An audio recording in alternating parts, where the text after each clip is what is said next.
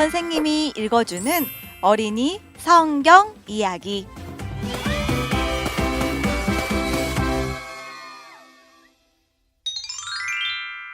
(28번) 이야기. 요셉이 팔렸어요. 창세기 37장 말씀.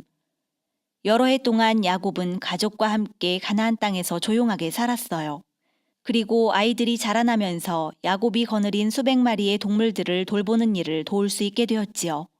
요셉은 어느새 17살이 되었어요. 이제는 거의 다 자라서 형들을 도와 동물들을 데리고 들판으로 나가곤 했지요. 요셉은 들판에서 자주 찡그린 얼굴로 집으로 돌아와서는 아버지 야곱에게 형제들이 아주 나쁘다는 것을 말씀드리곤 했어요. 요셉은 형들이 나쁜 말을 쓰고 악한 행동들을 하는 것을 보았던 거예요. 야곱은 요셉의 말을 들어주었어요. 그리고 요셉의 말이 사실이라는 것을 알아차렸어요. 하지만 야곱은 자녀들에게 엄한 아버지가 아니었기 때문에 오히려 아버지가 요셉을 가장 사랑한다는 이유가 형들을 더 화나게 했어요. 야곱은 요셉을 아주 사랑했어요. 요셉은 라헬의 아들이었고 또 요셉이 하나님을 경외했기 때문이었죠.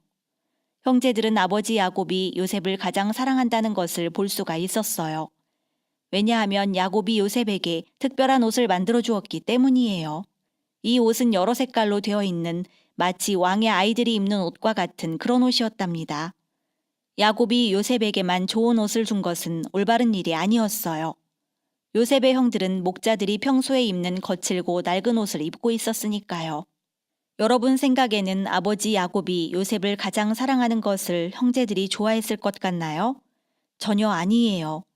형제들은 요셉이 그렇게 혼자 사랑받는 것 때문에 요셉을 싫어하게 되었어요.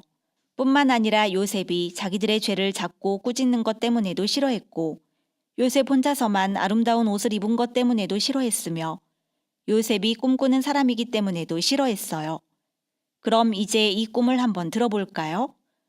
요셉의 첫 번째 꿈은 이런 것이었어요. 요셉은 곡식단이 묶여져 밭에 서 있는 것을 보았어요. 그런데 형제들의 곡식단이 요셉의 곡식단에게 절을 하는 거예요. 요셉이 이 꿈을 형제들에게 말했을 때 형제들은 그 꿈이 무엇을 의미하는지 곧바로 알았어요.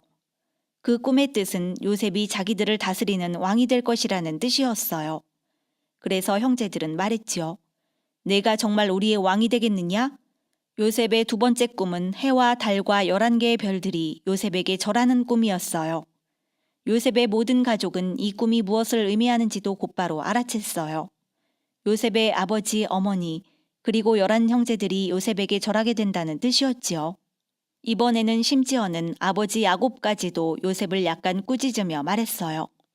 나와 내 엄마와 형제들이 정말 내게 가서 절하게 된단 말이냐?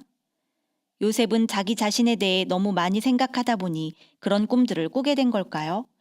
아니면 하나님이 요셉에게 그 꿈들을 주신 것이었을까요? 사실은 하나님이 그 꿈들을 주신 것이었답니다. 형제들도 마음속 깊이 이 사실을 알았어요. 하지만 형제들은 요셉을 질투했어요. 그래서 요셉이 자기들보다 더 위대하게 되기를 바라지 않았어요. 동물들을 먹일 풀이 풍부한 곳을 찾기란 언제나 쉬운 일이 아니에요. 그래서 형제들은 자주 넉넉한 풀이 있는 곳을 찾기 위해 집에서 멀리 떨어진 곳을 헤매고 다녀야만 했어요. 어느 날 형제들이 집에서 멀리 떠난 지 여러 날이 되자 아버지 야곱은 걱정이 되었어요. 그래서 요셉에게 나가서 형들을 찾아보라고 시켰어요. 요셉이 세겜이라 불리는 곳 근처에 가서 찾았지만 형들은 거기에 없었어요. 그래서 어떤 사람에게 형들을 보았느냐고 물어보았어요. 그 사람은 대답했죠. 그들이 도단으로 가자라고 말하는 걸 들었소. 요셉은 도단에서 형들을 발견했어요. 그리고 기쁜 얼굴로 형들에게 달려갔을 것이 분명해요. 결국 형들을 찾았어요. 이제 더 이상 혼자 형들을 찾아다니지 않아도 되는 거예요.